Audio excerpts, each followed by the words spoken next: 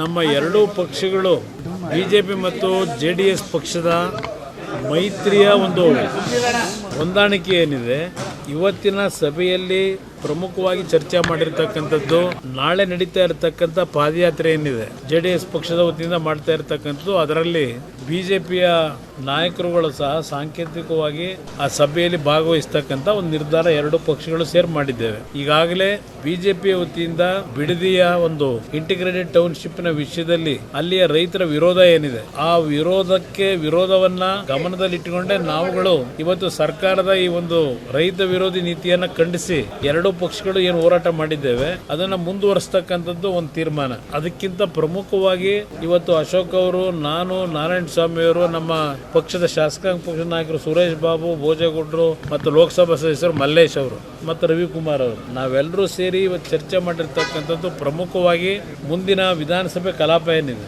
ಎರಡೂ ಸದನದಲ್ಲಿ ಇವತ್ತು ಹಲವಾರು ಜನತೆಯ ಸಮಸ್ಯೆಗಳೇನಿದೆ ಆ ಸಮಸ್ಯೆಗಳಿಗೆ ಅವರ ಪರವಾಗಿ ಧ್ವನಿ ಎತ್ತಬೇಕು ಅಂತಕ್ಕಂಥದ್ದು ಪ್ರಮುಖವಾದ ಅಂಶ.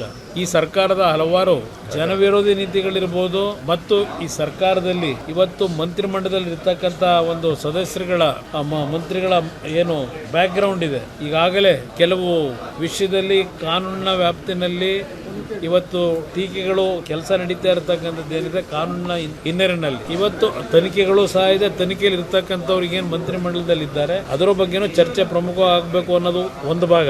ಎಲ್ಲದಕ್ಕಿಂತ ಹೆಚ್ಚಾಗಿ ಬರಗಾಲದ ವಿಷಯದಲ್ಲಿ ಈ ಸರ್ಕಾರದಿಂದ ಆಗಿರ್ತಕ್ಕಂಥ ವೈಫಲ್ಯಗಳು, ರೈತರ ಒಂದು ಸಮಸ್ಯೆಗಳಿಗೆ ಕಡೆಗಣಿಸಿರ್ತಕ್ಕಂಥದ್ದು ಏನಿದೆ ಇದೆಲ್ಲದರ ಬಗ್ಗೆ ಸಮಗ್ರವಾಗಿ ವಿಧಾನಸಭೆಯಲ್ಲಿ ಚರ್ಚೆ ಮಾಡತಕ್ಕಂಥದ್ದು ಮತ್ತು ಬಿಡದಿ ವಿಷಯದಲ್ಲೂ ಚರ್ಚೆ ಮಾಡಬೇಕು ಅಂತಕ್ಕಂಥದ್ದು ನಾವು ಚರ್ಚೆ ಮಾಡಿದ್ದೇವೆ. ಇಂದ ಮುಂದಿನ ವಿಧಾನಸಭೆ ಕಲಾಪದಲ್ಲಿ ಯಾವ ರೀತಿ ಇರಬೇಕು ಅನ್ನೋದು ಪ್ರಮುಖವಾದ ಅಂಶ. ಅದರ ಜೊತೆಗೆ ಮುಂದಿನ ದಿನಗಳಲ್ಲಿ ಎರಡೂ ಪಕ್ಷಗಳಿಂದ ಒಂದು ಸಮನ್ವಯ ಸಮಿತಿಯನ್ನ ರಚನೆ ಆಗಬೇಕು. ಅದಕ್ಕೆ ಸದಸ್ಯರುಗಳು ಯಾರಾಗಬೇಕು ಅಂತಕ್ಕಂಥದ್ದು ನಂದು 2 ದಿನದಲ್ಲಿ ಇವತ್ತು ತೀರ್ಮಾನ ಮಾಡ್ತಾ ಇದ್ದೇವೆ. ಪ್ರಮುಖವಾಗಿ ಮುಂದಿನ ದಿನಗಳಲ್ಲಿ ಯಾವುದೇ ರೀತಿಯ ಸಮನ್ವಯ ಕೊರತೆ ಇಲ್ಲದೆ ಒಂದು ಧ್ವನಿಯಾಗಿ ಕೆಲಸ ಮಾಡತಕ್ಕಂಥದ್ದು ತೀರ್ಮಾನ ಮಾಡಿದ್ದೇವೆ. ಬಿಡದಿ ಪಾದಯಾತ್ರೆಗೆ ಸಂಬಂಧಪಟ್ಟಂತೆ ಬಹಳಷ್ಟು ಚರ್ಚೆ ಇದೆ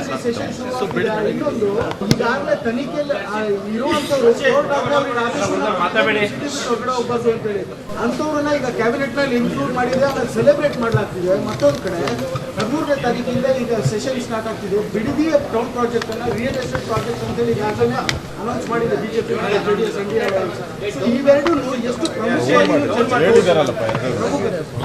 ಪ್ರಮುಖವಾಗಿ ಬಿಡದಿಯ ವಿಷಯದಲ್ಲಿ ಇವತ್ತು ವಿಷಯ ಚರ್ಚೆ ಆಗಲೇಬೇಕು ಸದನದಲ್ಲಿ. ಅದಷ್ಟೇ ಅಲ್ಲ, ಬಿಡದಿಯ ವಿಷಯಕ್ಕೆ ಸಂಬಂಧಪಟ್ಟ ಹಾಗೆ ಹಿಂದೆ ಕಾಂಗ್ರೆಸ್ ನಾಯಕರು ಏನ್ ಮಾತನಾಡಿದ್ದಾರೆ ಅಲ್ಲಿ ಟೌನ್ಶಿಪ್ ವಿಷಯದಲ್ಲಿ ಹಲವಾರು ವಿಷಯಗಳಿದೆ. ಇವತ್ತು ರೈತರು ನಿರಂತರವಾಗಿ ಸುಮಾರು 500ಕ್ಕೂ ಹೆಚ್ಚು ದಿನಗಳ ಕಾಲ, ವಿಶೇಷವಾಗಿ ಮಹಿಳೆಯರು, ರೈತ ಮಹಿಳೆಯರ ಹೋರಾಟ ಏನಿದೆ ಇಡೀ ರಾಜ್ಯ ನೋಡ್ತಾ ಇದೆ. ಇಡೀ ರಾಜ್ಯದ ರೈತ ಸಂಘಗಳು, ಹಲವಾರು ಸಂಘ ಸಂಸ್ಥೆಗಳು ಸಹ ಆ ರೈತರ ಹೋರಾಟಕ್ಕೆ ಬೆಂಬಲ ಏನು ಕೊಟ್ಟಿದ್ದಾರೆ. ಇದು ಅತ್ಯಂತ ಸೂಕ್ಷ್ಮ ಅಂತ ವಿಚಾರ ಇದೆ. ಇವತ್ತು ಅಲ್ಲಿಯ ರೈತರು ಯಾವುದೇ ಕಾರಣಕ್ಕೂ ಭೂಮಿ ಕೊಡ್ಲಿಕ್ಕೆ ತಯಾರಿಲ್ಲದೆ ಇರತಕ್ಕಂಥದ್ದನ್ನ ಹಲವಾರು ರೀತಿ ದಬ್ಬಾಳಿಕೆಗಳ ಮುಖಾಂತರ ಹೆದರಿಸಿ ಆ ಭೂಮಿಯನ್ನ ಇವತ್ತು ರೈತರು ಕೊಡಬೇಕು ಅಂತಕ್ಕಂಥ ಒತ್ತಡಗಳನ್ನೇನಿರ್ತಾ ಇದ್ದಾರೆ. ಅದಕ್ಕೆ ಸಂಬಂಧಪಟ್ಟವಾಗಿ ಪ್ರಮುಖವಾಗಿ ವಿಧಾನಸಭೆ ಕಲಾಪದಲ್ಲಿ ಈ ವಿಷಯವನ್ನು ಪ್ರಸ್ತಾಪ ಮಾಡಬೇಕು ಅಂತಕ್ಕಂಥ ನಿರ್ಧಾರ ಇದೆ.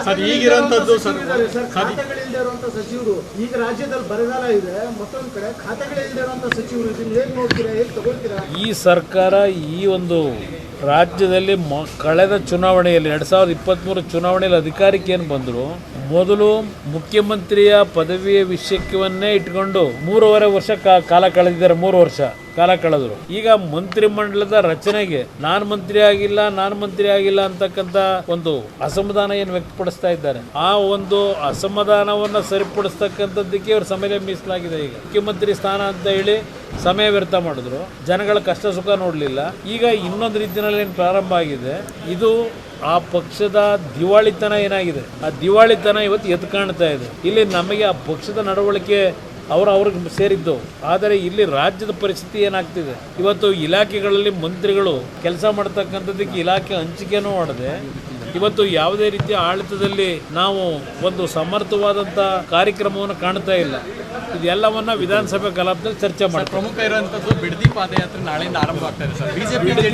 ಬಿಡದಿ ನಾಳೆಯ ಪಾದಯಾತ್ರೆಯಲ್ಲಿ ಅಶೋಕ್ ಅವರು, ನಾನು ಸಾಂಕೇತಿಕವಾಗಿ ನಾಳೆ ಪಾದಯಾತ್ರೆಯಲ್ಲಿ ಭಾಗವಹಿಸ್ತೀನಿ. ನಂತರ ಆ ಒಂದು ಪಾದಯಾತ್ರೆ ಮುಂದುವರಿತದೆ. ನಾವು ಸಾಂಕೇತಿಕವಾಗಿ ಎರಡೂ ಪಕ್ಷಗಳು ನಾಳೆ ಸೇರಿ ಪಾದಯಾತ್ರೆಗೆ ಚಾಲನೆ ಕೊಡ್ತೀವಿ. ಸರ್ ಪಾದಯಾತ್ರೆಯಲ್ಲಿ ಭಾಗವಹಿಸ್ತಾರೆ ಸರ್, ಅಂದರೆ ಪಾದಯಾತ್ರೆಯಲ್ಲಿ ಬೆಂಗಳೂರವರೆಗೂ ಬರಲ್ಲ. ಸಾಂಕೇತಿಕವಾಗಿ ಅಶೋಕ್ ಅವರು ಅವ್ರ ಸ್ನೇಹಿತರು ಅವರು ನಮ್ಮ ನಾರಾಯಣ ಸ್ವಾಮಿಯವರು ಇದ್ದಾರೆ. ಇವತ್ತು ಒಂದು ಧ್ವನಿಯಾಗಿ ನಾವು ಕೆಲಸ ಮಾಡಬೇಕು. ಆ ನಿಟ್ಟಿನಲ್ಲಿ ನಾಳೆ ಪಾದಯಾತ್ರೆಗೆ ಚಾಲನೆ ಕೊಡ್ತೀವಿ.